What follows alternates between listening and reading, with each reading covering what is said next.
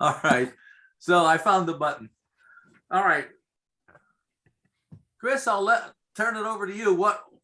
And I'll tell you what I did is I followed what we talked about last time and put that into the program. And I went right to that study guide and pulled the questions for each one of those. And so the thing that I thought we would do today would be to look through those questions and see which ones we want to throw and which ones we want to keep or which ones we want to replace. So we could probably go down through that if you wouldn't. Yeah. Here's a question in advance. Okay.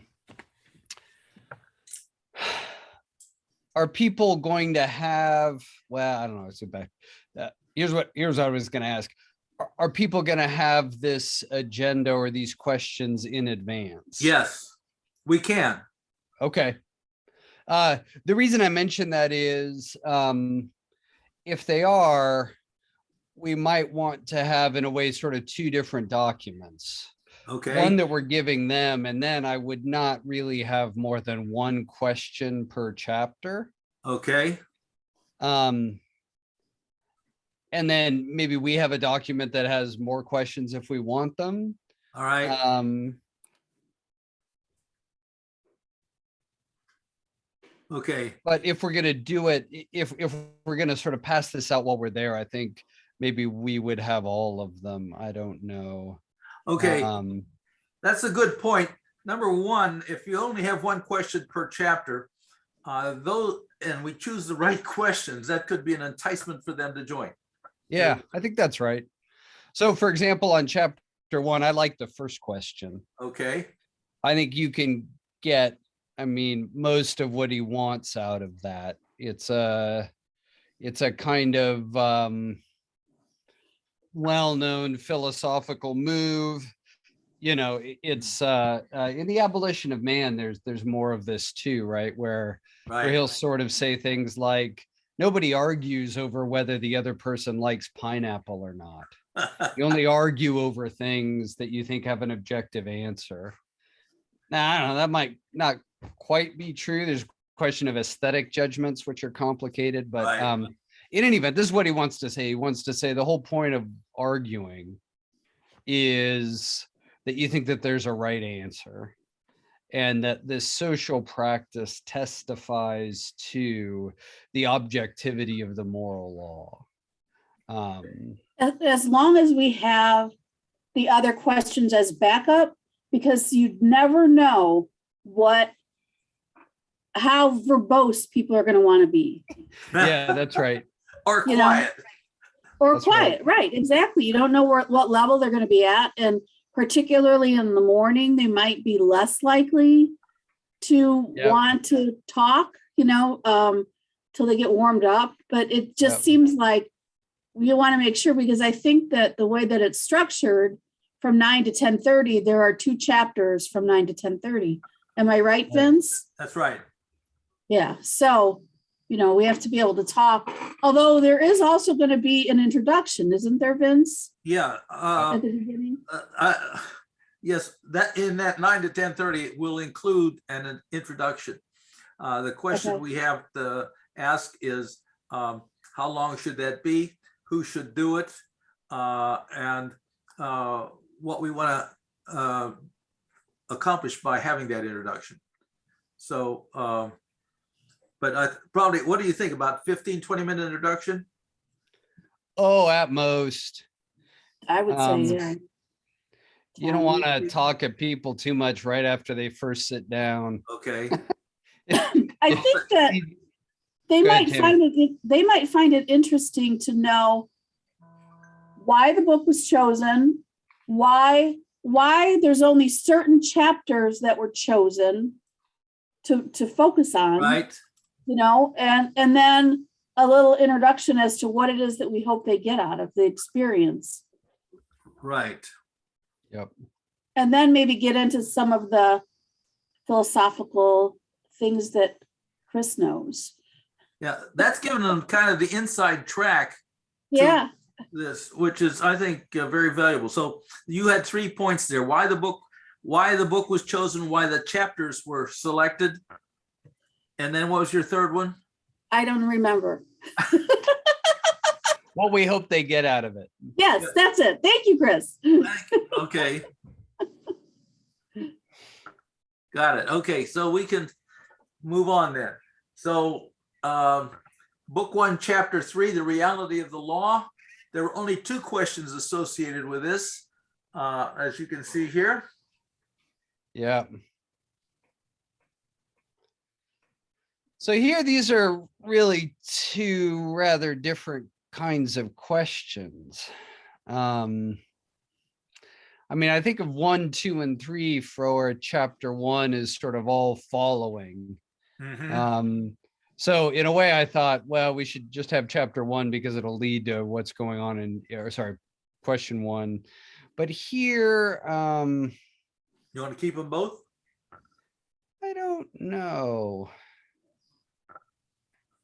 If we were going to have just good. one question that goes out to everyone, because didn't you say there would be one question for each chapter that they would see ahead of time? Yes, that was the thought. So which question of those 2 is the one that you think would really grab them?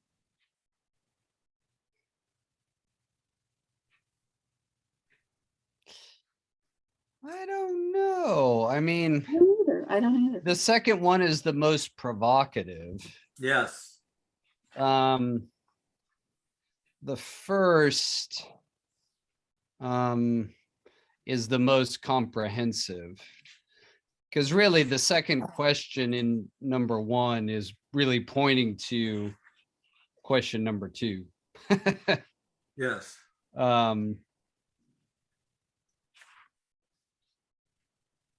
Here's the thing I like about giving them question number 1. You help address a confusion about what people mean by laws of nature. You get the descriptive versus prescriptive distinction out. Or as philosophers would nowadays say, descriptive versus normative.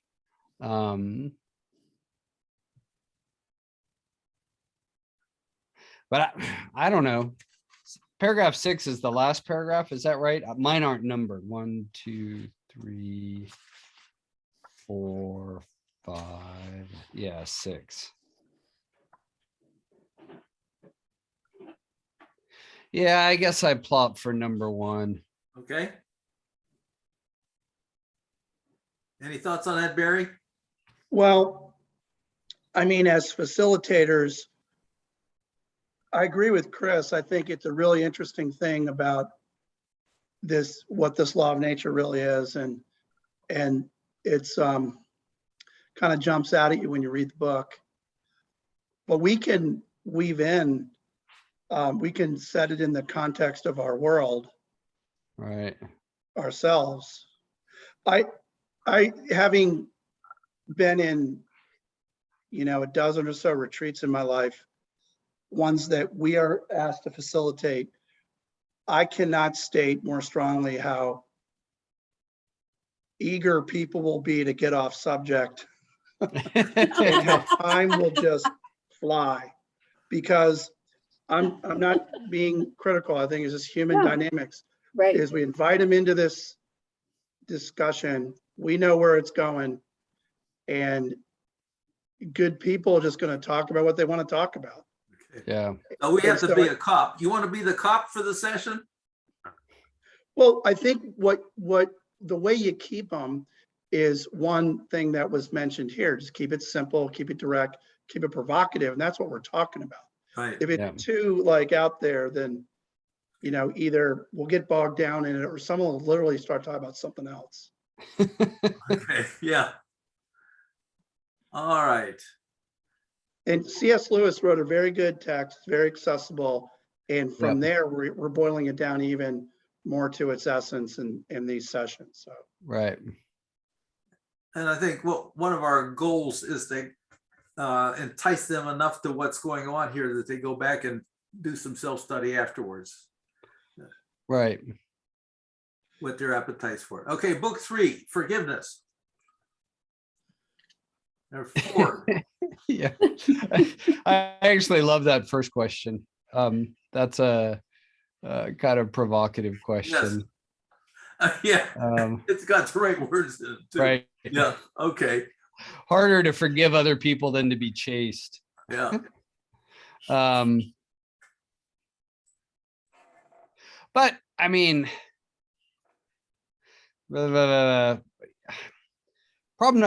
question number 4 is a very different kind of question. Right.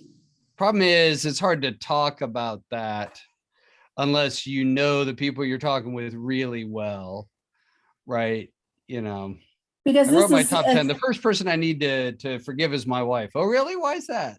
yeah, right, exactly. I think Right. maybe we need to strike that question.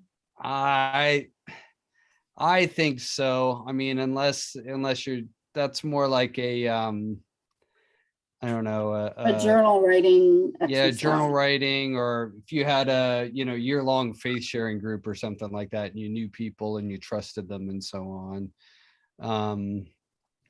So, I mean, I would say 1 or 3. Mhm, mhm. I like 1.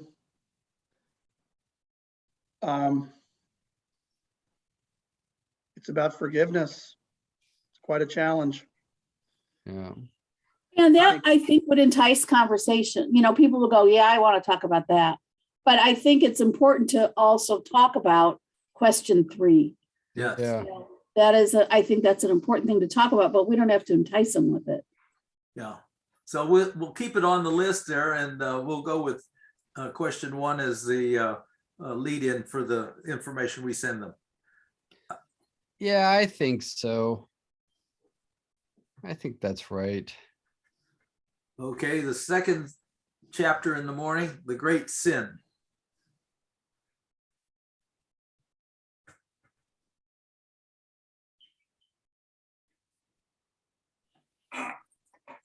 That's a real icebreaker. Number 3. Yeah. I think we should do this at the Men of St. Tom's meeting. Well, we're going to do a practice run in January, aren't we? That's right. We need to walk the walk here. Okay. Well, I like, why does Lewis call pride the chief sin? I think that's, Yeah. and that introduces everything else on that, of those questions. Right. Yeah. I don't know. I mean, in a way, what I might do is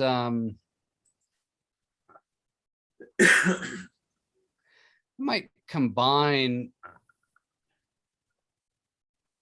1 and 2. I don't know.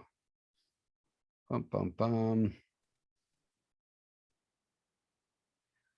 So there's a sentence there that ends paragraph 2. Like, we could sort of get rid of that. And put the other one up front with number 1. Yeah. So basically that part. Yeah, exactly. You got my meaning, which is good because I was completely incapable of articulating it.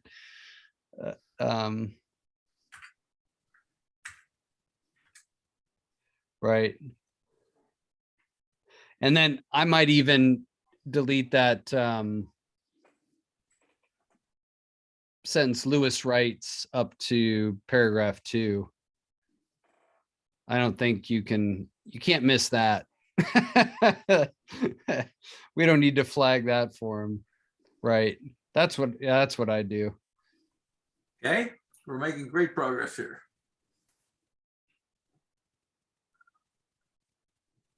I think it's tight. It's good. Yeah. That's what I like about it. Yeah. Great. All 'Cause I right. do think it's important if you're gonna talk about pride that way, to at least get people to recognize he's got a particular thing that he means by that. Mhm. Right? Because one way you can easily go off in the way that Barry suggested is people taking all sorts of things for pride and sort of posing counterexamples that aren't really counterexamples to what Lewis is talking about. Okay, and then I think putting the mass in the 11:25 in the morning with mass, a good break. Yep. And then the simple lunch. Yep. And those are very popular, by the way. They're simple, but very popular. Okay, Right. then we're talking about forgiveness, the second chapter on forgiveness. Is that right? No, Oh, I think no, that's it's just a left over from where we had it there before. Right, right. This is the first chapter on, and what we did, the great sin, and then the afternoon is, oh, it was on faith that we had 2 chapters. Okay, I was a little confused there. So we're on forgiveness now, book 3, chapter 7. Oh, wait a minute. Sorry, isn't I this think that's a copy and paste from Yeah. the ones in the morning. right? You're right, you're right. Thank you.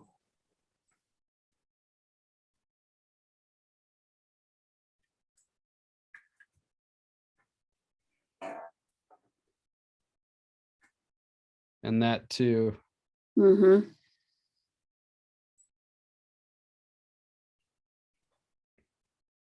What did I forget to put in there then? Yeah, that's what I'm I trying could to not figure. remember either. Boy, it shows you how Was carefully it I. hope? We talked about faith, hope, and charity, Yes, yes. I think you're but right. It some was of it- hope. it was hope. Okay. Yep. That's right, Tammy.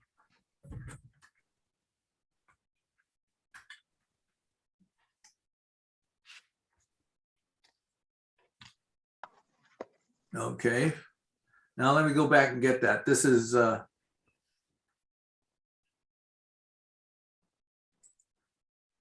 Book 3, chapter 10. okay.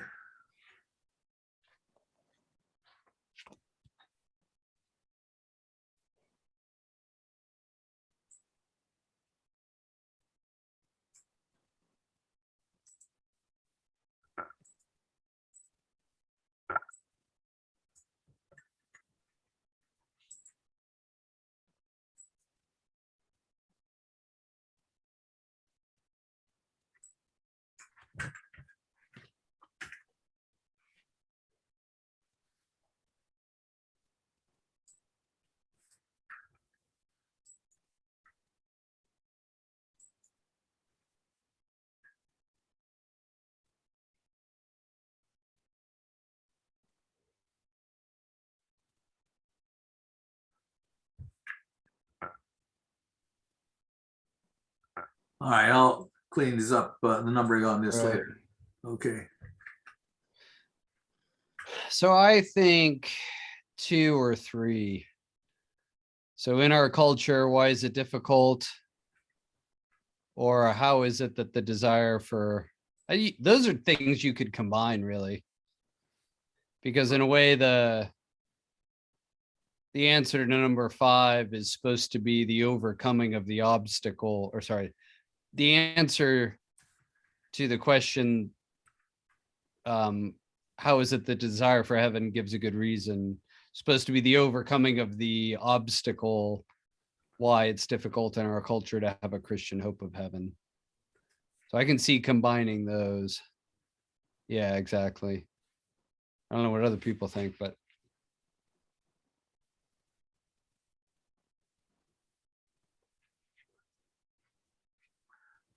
I think that one's a good one. Mm-hmm.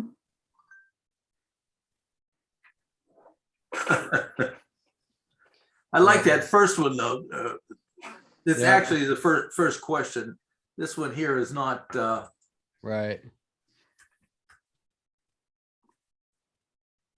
I like the general thrust of this chapter. I think hope is a very difficult concept for Americans, Yep. for Christians in general. Yep. Yeah, I like the fact that we're ending with hope and faith. Yeah. It's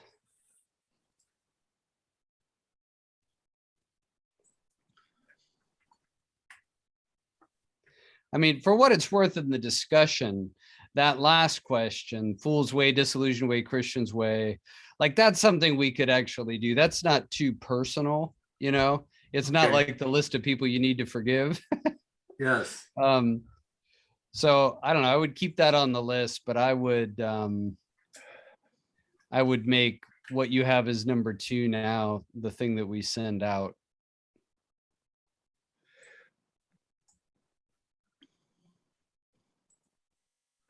So Got is it. that hope section gonna take up a whole hour and 15 minutes? Is that the plan, or is there another chapter that we're talking about with hope during that hour and 15 minutes? So there's 2 chapters on faith Oh, I see, I coming see. up, but the chapter on hope is crazy short, right? What is it?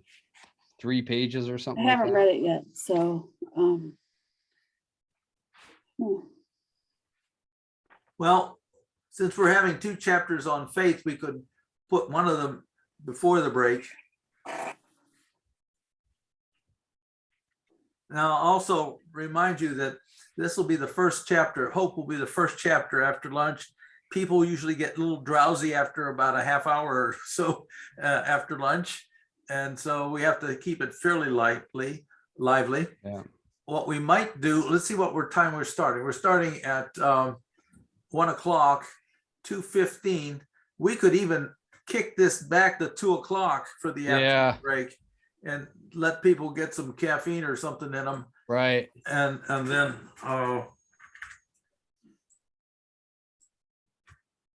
that would give us a longer time for the 2 chapters on faith as well.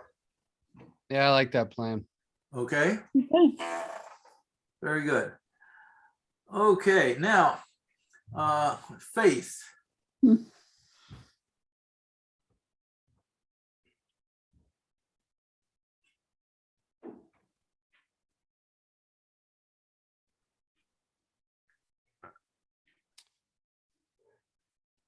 Yeah, I think number 1.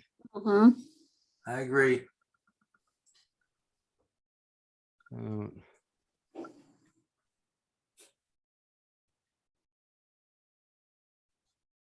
I mean, number 2 is interesting if you've read Pascal, but I don't think, Yeah. I don't know. I don't think that many of I our have readers not. come in, or many of the participants are going to come in thinking that they're bargaining with God, and that's what their faith is. I don't know. I could be wrong about that, but I don't know that that addresses our audience exactly. I think the problem with faith is I think a lot of Catholics feel it, and I think we can connect with them and, you know, bring them into what Lewis is pointing to on that level. But when you ask them to talk about it, you get kind of pat answers. Yeah. I think the same thing with hope. And Yeah. Vince, you know, I guess we're going to run through this so we can probably test to see how much we talk about these segments and Right. adjust the timing. But I think lots of time on this topic is very good. Obviously, Lewis is pointing at something that most of us don't talk about every day when we talk about faith. So, Right. Welcome Yeah. back, Joe. What we're doing is looking at the different chapters, and then the highlighted ones are the ones that we're going to put in a flyer that goes out to the participants to entice them to participate. We're going to keep the other ones as kind of a backups to extend the discussion should they run out of gas for the various ones. We also did something else. We shortened the first session in the afternoon by 15 minutes because so it's a 1 hour long session. It's a short chapter, and that way people tend to fall asleep and that or get drowsy after lunch. So this will give them a chance to get up and get around before we lose them. Okay, so the second faith here. Yeah, I don't know. I'm not super excited about any of them, truth be told.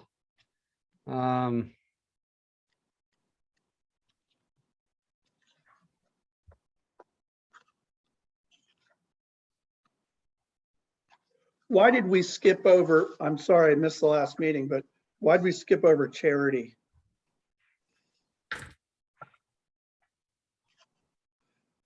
Chapter I think 9. we just thought a cut had to be made Okay, that's time true. wise, That but is true. I like number 2 in here. That leave it to God is a very catchy phrase. Many people aren't willing to do that. yeah. Yeah, I could go with either 2 or 3. And I just got something today that is really, I don't have it in here, but it's very appropriate. And that is a whole novena on leaving it to God. Surrender to God. And it's very interesting to look at some of the elements of that. And so why don't we keep 2 here as our primary one? We'll just shift it with 1. And then Okay. we'll use that to make our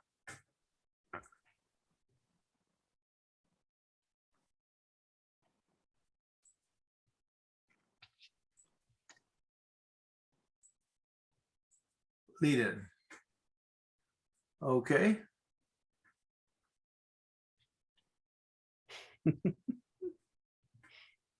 This is kind of the last question on here is, I guess, a good summary type question, is it not, for in fact, the entire program? Yeah.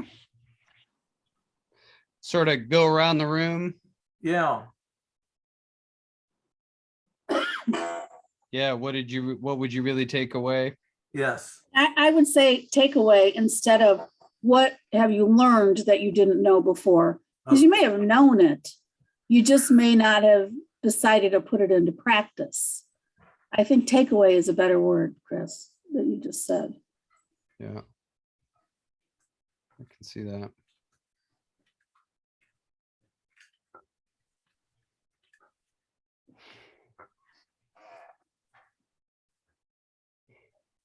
Does that characterize it? Well, it needs to be wordsmithed a little bit more, but it's fine for now. Okay. Yeah, I don't think you want that no before in there anymore. About Christian, Right. just end with Christian Right. faith, period. Yeah, that's right. That's right. Got it. I was also going to suggest that we make that a new thing, since it's Right. much more general. Let's Right. Like maybe even under 4 p.m. closed workshop or something like that. Yes, there we go. Mhm. So it's clear this is sort of the last thing we're doing.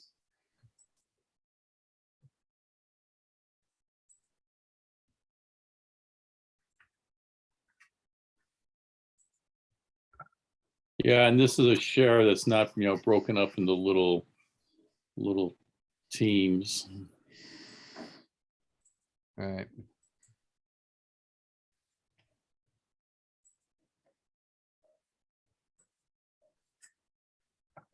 Okay. All right, great. Did I we gotta meet the run. deadline? We did.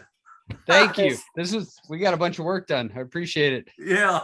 Well, why waste time? Yeah. All right, take it easy, everybody. Okay. Yeah. All right. That was very good. Can you pull the screen down? Can I see chapter 11 again? Okay, I will, let me highlight this, since it's going to be one of the things on faith. Yeah.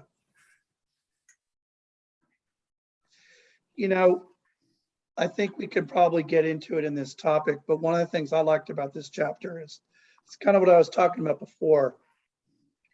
When you turn to the person next to you and say, hey, let's talk about faith, they could really get caught up on what they believe. And it's sort of a test, you know, a vocabulary test or a credential test. Yes. This is what I'm going to say to you about my faith. I'm a man of faith. I believe the following things. But Lewis talks about faith as a virtue as well.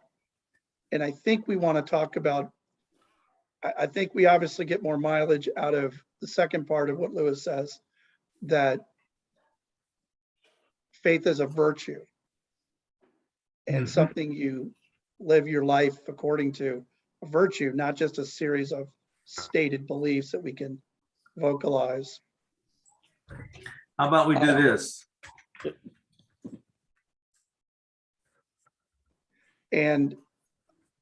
But I mean, feeling to be learned, he's kind of getting at that in the paragraphs you mentioned, but.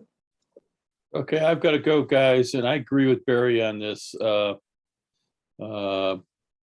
Because, you know, when it's a set of beliefs, then, you know, either you're in the set or out of the set kind of situation here.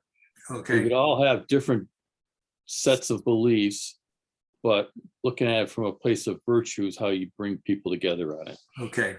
Yeah. Okay. Good. Thanks, Joe. See you Wednesday.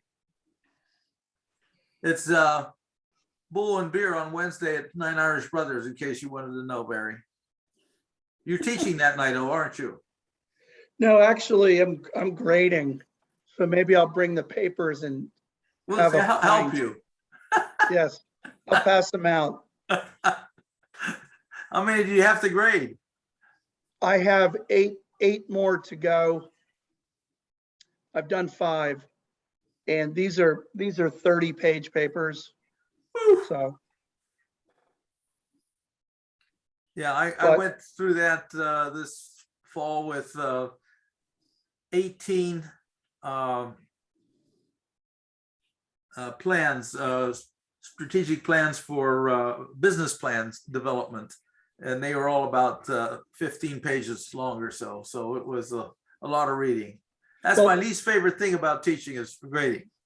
well, I'm teaching a writing class, so this is where I earned the pittance Purdue's paying me.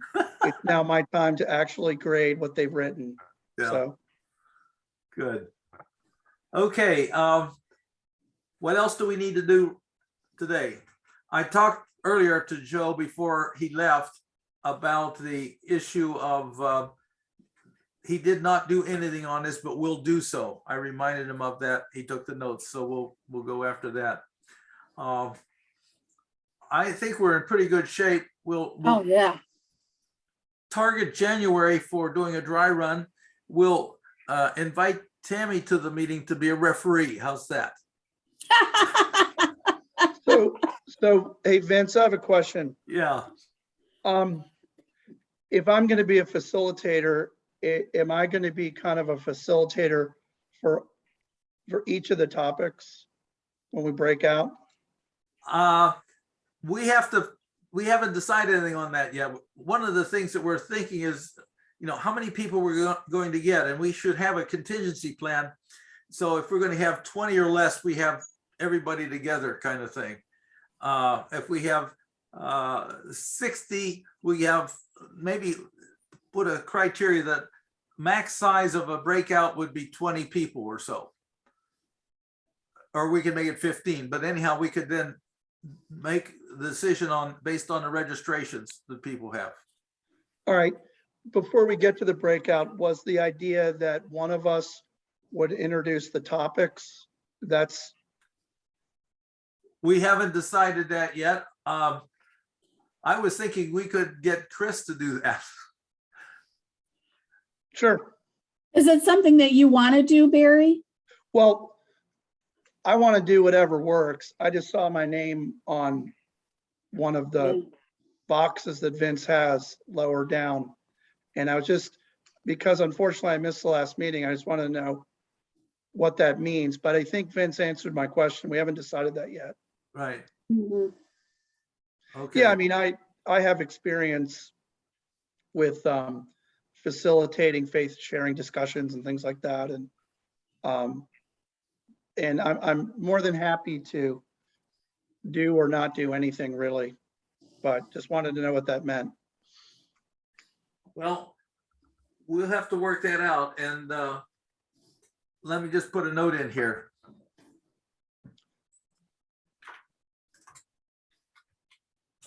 Because if we do the segments, then, you know, it's not a lecture. It's a discussion. Right. So how is that discussion facilitated? Yeah, and that's absolutely important. Otherwise, things will just go off in a direction and you'll lose the people in the process. Right, so, and I think that informs how much you do and how much time you have to do, like what kind of what we're doing now. Yeah, Because it's not Chris or Father Tom or me saying, okay, let me hit the highlights of chapter 12 and then dead air, you know, it's, Yeah. Mhm. well, that's why we have the questions, and then we would then pose the questions and give them a certain amount of time to discuss those with an idea that they would report back to the group on their consensus, or at least what they've discovered in the discussion, the high points of their discussion on this. yeah, like we did our last two retreats. We Yes, had those kind of facilitated breakouts. And I mean, I think they generally worked, and I think, you know, when they didn't work, it's the same shortcoming. Either it was too dense a topic, we didn't have enough time, we didn't get it out there well enough. When it did work, we had very good topics and good discussion. So I think in the planning, our next meeting, I would suggest we now start really picturing what's this really going to look like day of. And then we can assign our roles to whomever. okay. So what we're gonna do then, we've got an outline here, we have a schedule, but now then we have to put some meat on these bones here to say how they're gonna actually function. Is that basically what you're saying? Like what's actually going to happen during this time period in the afternoon? Yes, And the good news is we've done this several times, so in various formats.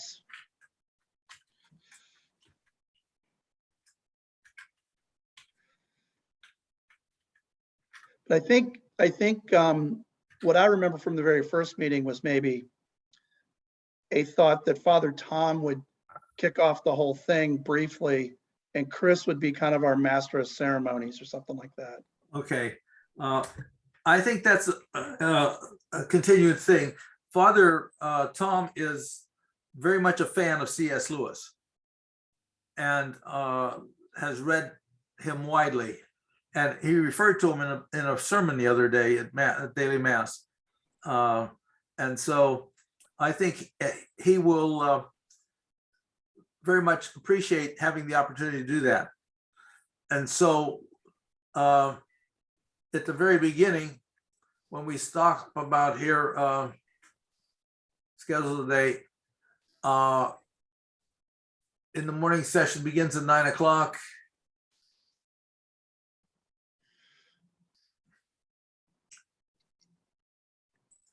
How about we do it something like this and say,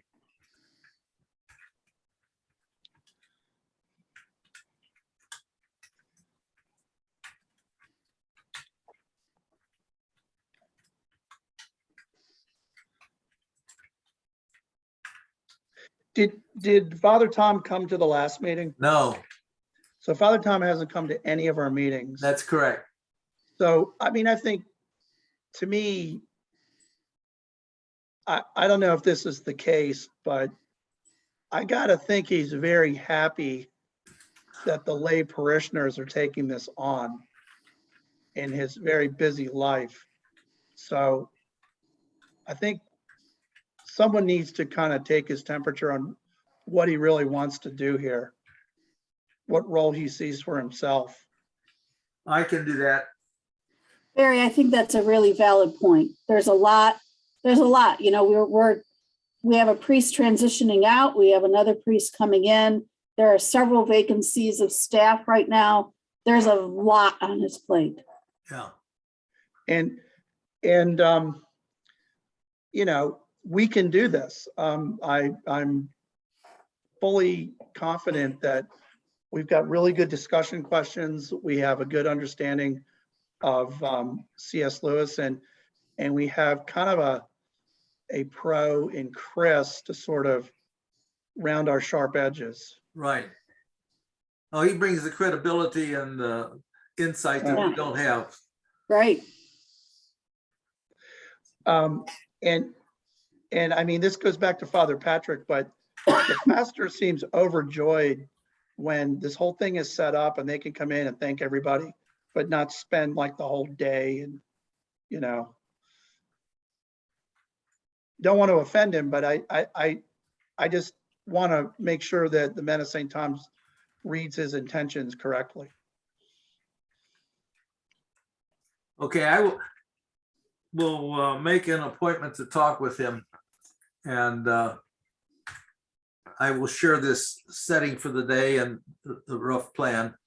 And His suggestion that we do Mere Christianity is really phenomenal. And from there, you know, we're taking this and running with it. So, yeah, he has a lot of confidence in us, which worries me, because he says, well, those guys know what they're doing. We'll just let them run with it.